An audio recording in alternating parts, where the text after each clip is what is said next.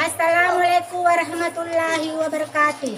Perkenalkan, nama saya Hadera SPD dari SD Negeri 2 Mata Usu, Desa Mata Usu, Kecamatan Watubangga, Kabupaten Kolaka, Sulawesi Tenggara.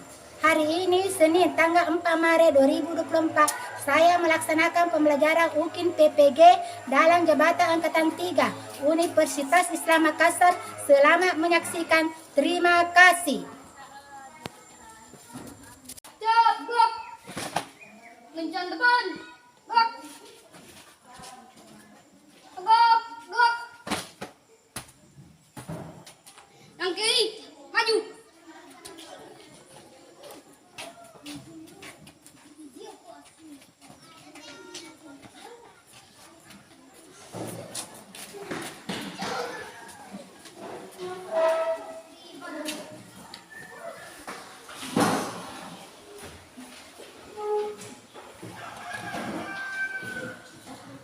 Assalamualaikum warahmatullahi wabarakatuh.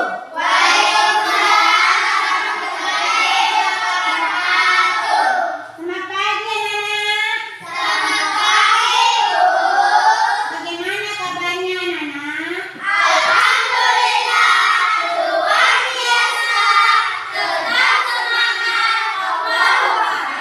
Baiklah anak-anak, ibu guru akan absen. Muhammad Ishak, Hadir, Bu. Muhammad Al-Aqsa, Hadir, Bu. Muhammad Riki, Hadir, Bu. Muhammad Faiz, Hadir, Bu. Fitma, Hadir, Bu. Anissa, Hadir, Bu. Salsabila, Hadir, Bu. Risma, Hadir, Bu. Sepika, Hadir, Bu. Irfan Indi. Hadir, Bu. Iya. Anak, mari kita membaca doa sebelum belajar dipimpin oleh ketua kelas. Kami persilakan. Beri siap. Beri salam. Assalamualaikum warahmatullahi wabarakatuh. Waalaikumsalam warahmatullahi wabarakatuh. Duduk. Marilah kita membaca doa sebelum belajar. Doa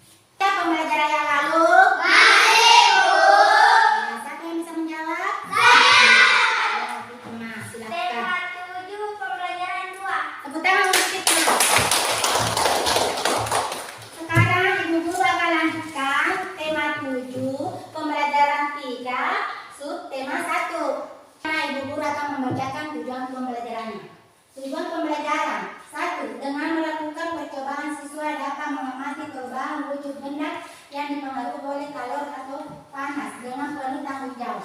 2. Dengan membatasi siswa dapat menginisiasikan kegiatan-kegiatan dalam mengisi kemerdekaan dengan penuh kepedulian.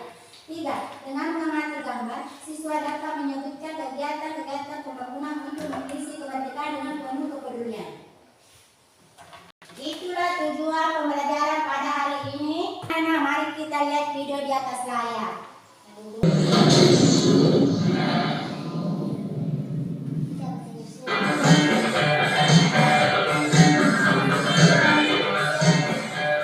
Hari ini kita akan belajar bersama-sama untuk mata pelajaran tematik kelas 5. Kita belajar di tema 7, peristiwa dalam kehidupan, subtema 3, peristiwa mengisi kemerdekaan, pembelajaran yang pertama. Mari adik-adik kita belajar dengan penuh semangat ya.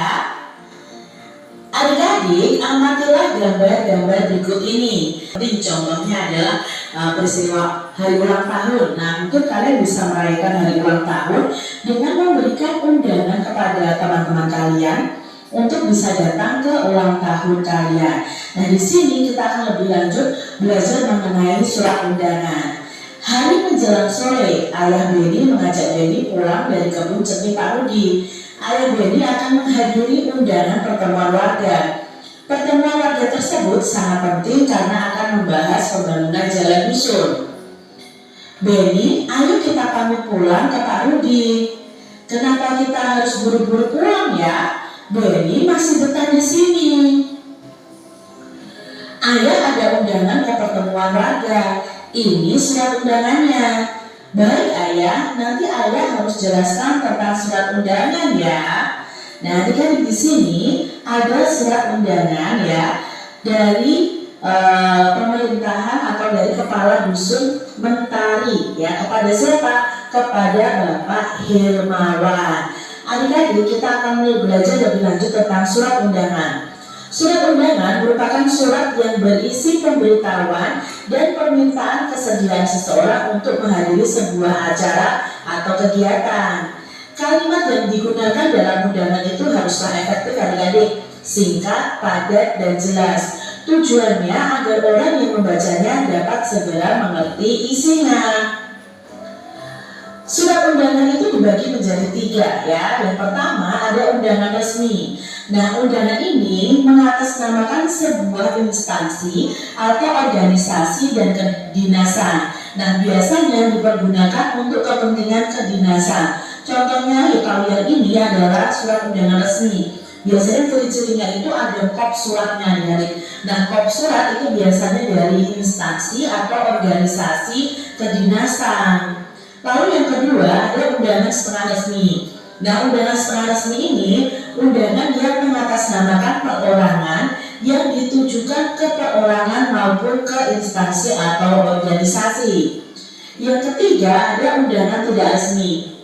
Nah, undangan yang tidak resmi ini undangan yang mengatasnamakan perorangan yang ditujukan kepada perorangan untuk kepentingan perorangannya tersebut, seperti undangan ulang tahun, lalu undangan perayaan kelahiran, undangan pernikahan, itu undangan yang tidak resmi. Di sini adik-adik, kamu telah mengetahui jenis-jenis surat tadi ya. Surat undangan ada 3. Setiap jenis surat undangan itu memuat bagian-bagian surat. Secara umum, inilah gambaran bagian-bagian yang ada dalam suatu surat. Nah, ini bagian ya.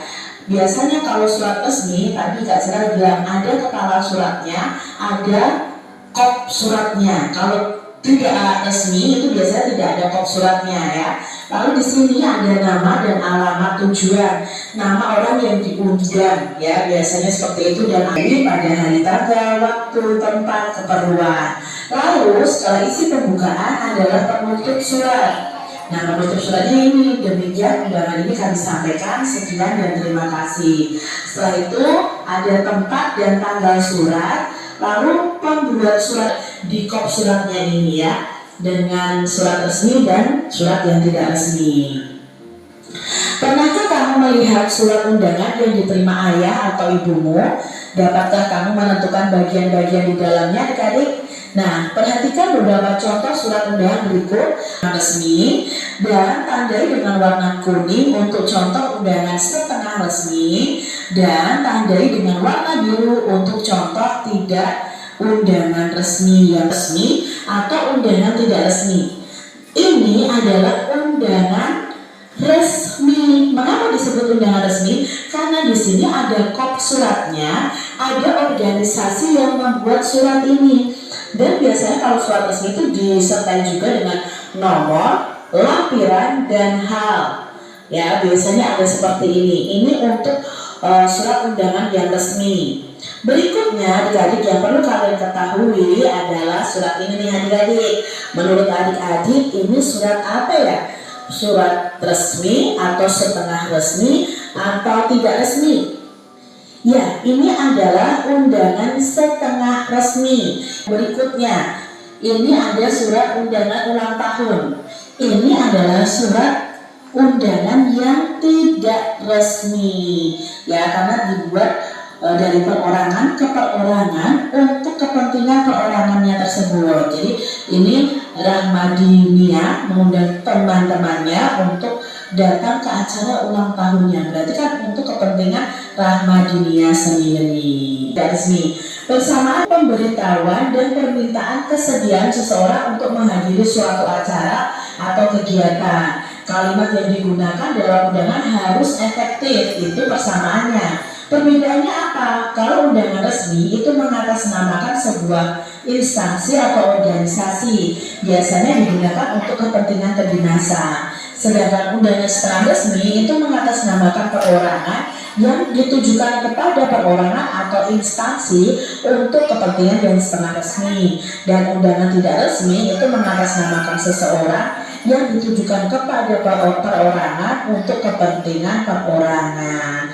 Dan ditambah lagi, kalau undangan resmi itu biasanya ada kepala suratnya atau kop suratnya. Kalau undangan setengah resmi dan undangan tidak resmi itu biasanya tidak ada kepala surat atau kop suratnya.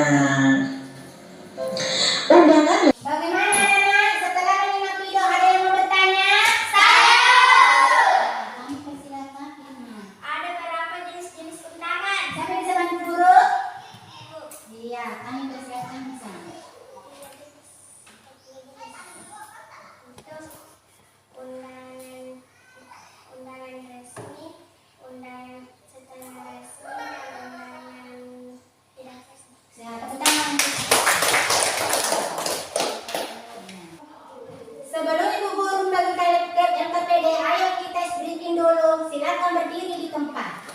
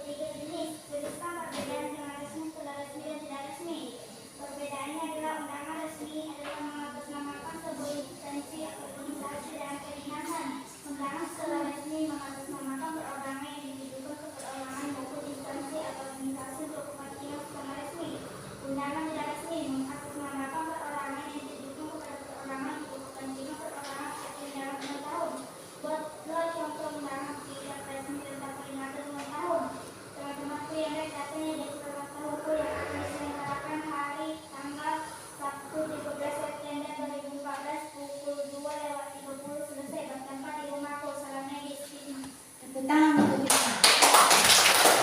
Balik ke belakang lagi untuk yang satu.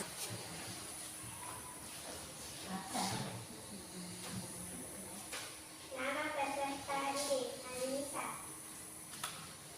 Ada beberapa jenis undangan. Jawab 3 jenis.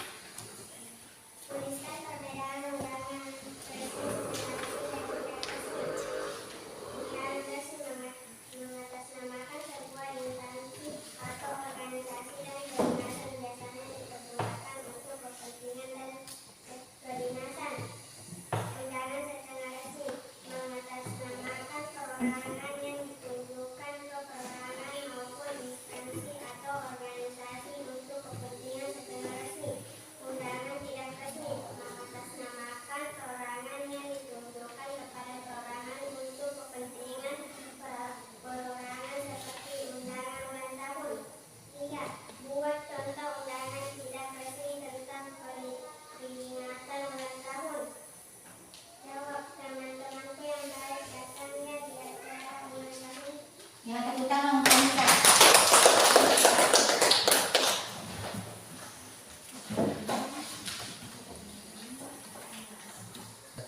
Baiklah Nana, Ibu Guru akan kumpulkan LKPD-nya untuk dinilai. Terima kasih.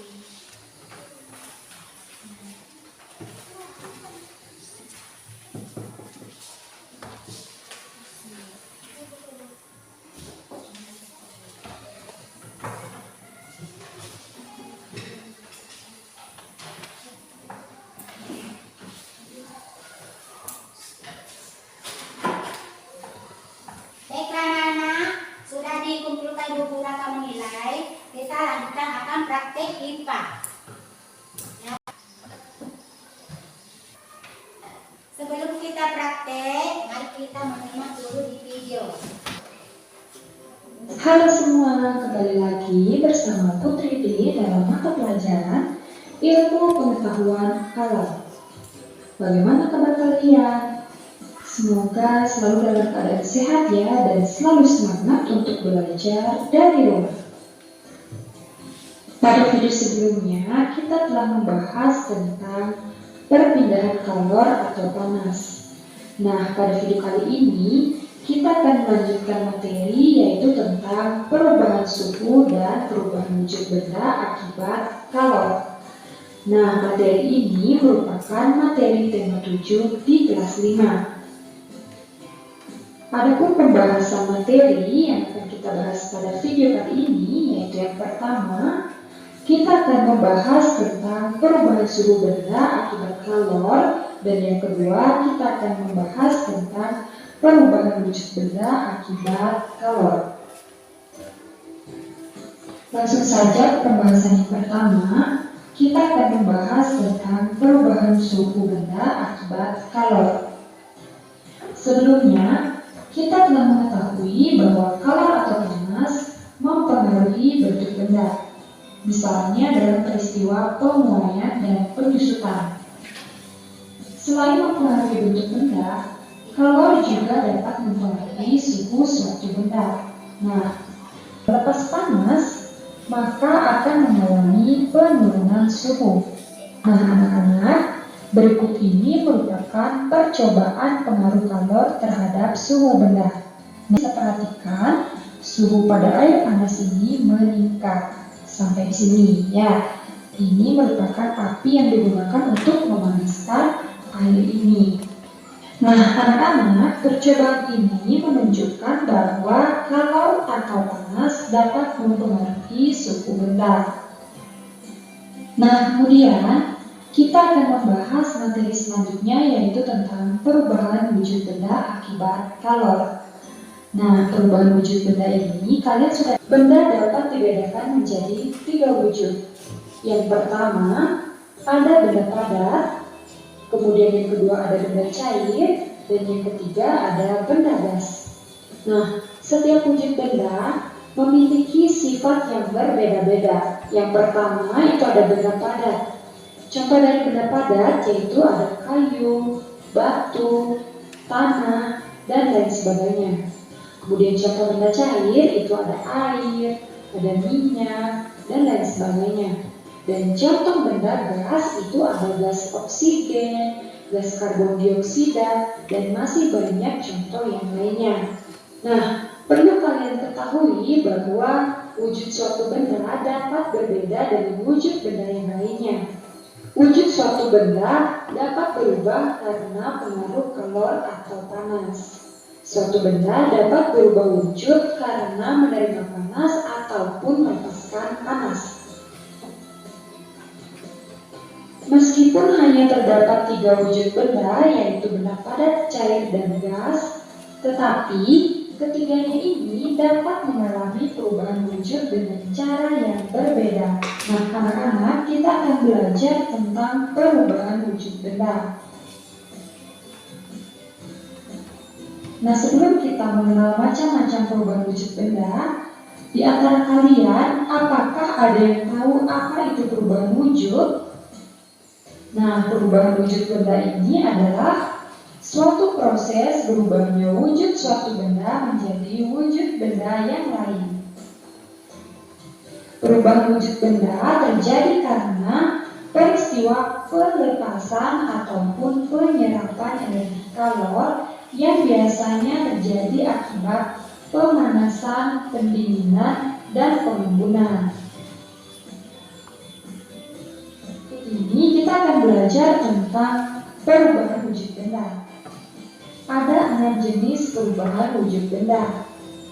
Di antaranya yaitu yang pertama mencair, kemudian yang kedua membeku, yang ketiga mengembur, yang keempat menguap, yang kelima menyublim, dan yang keenam ada mengkristal atau deposisi.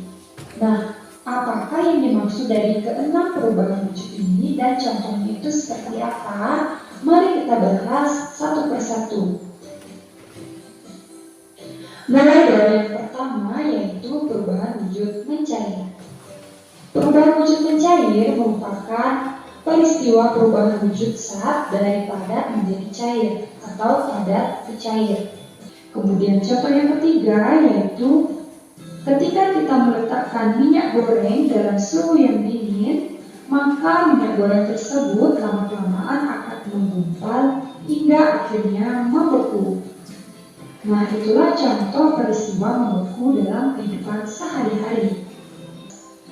Nah, adapun contoh peristiwa menguap dalam kehidupan sehari-hari yaitu yang pertama, ketika kita memanaskan air. Air yang kita panaskan apabila didiamkan, maka lama-kelamaan air tersebut akan habis anak-anak karena air tersebut menguap. Contoh yang kedua yaitu ketika kita menjemur pakaian yang basah. Pakaian yang basah lama-kelamaan jika kita jemur di bawah teriknya sinar matahari akan peristiwa melepas energi panas.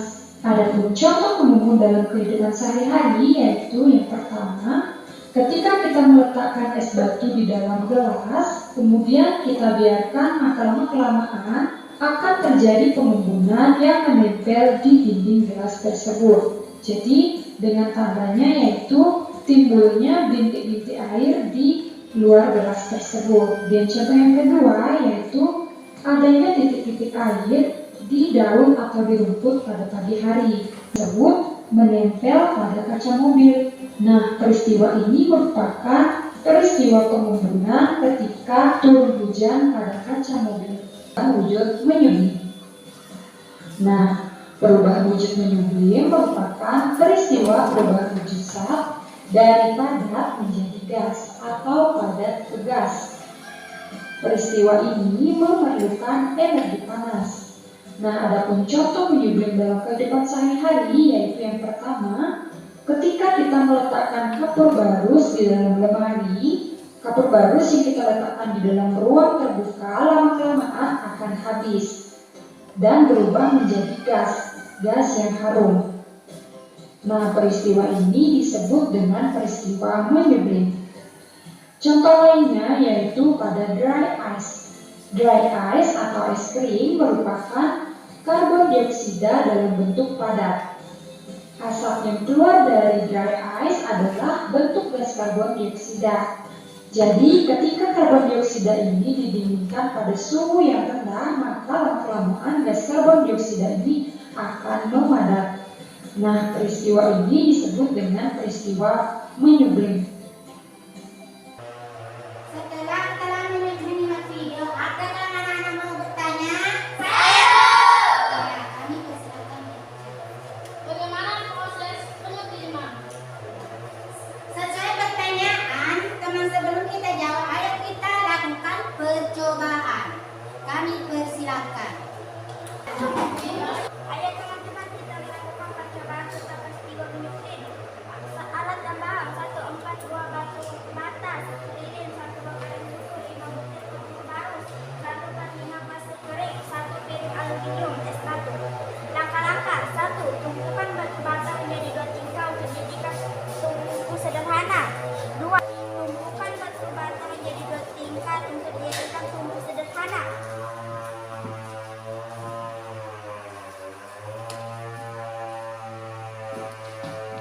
Letakkan lilin di tengah tungku, lalu nyalakan lilin.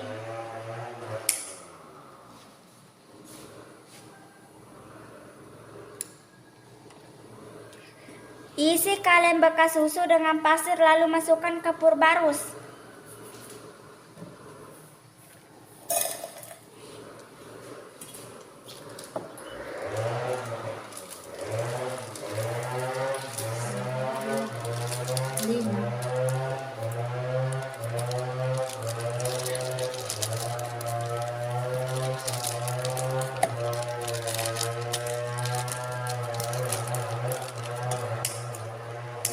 Letakkan kaleng bekas susu tersebut di atas tungku.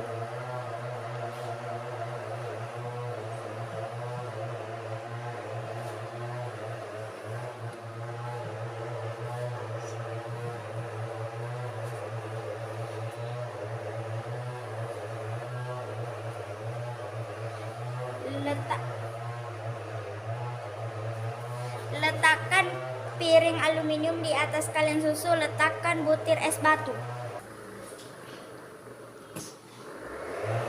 Diamkan selama 10 menit.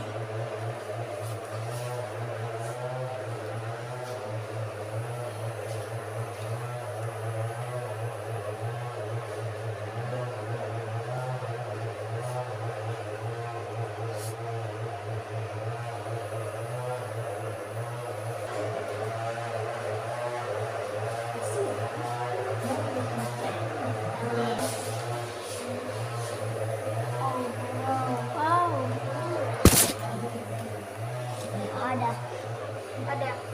Silakan.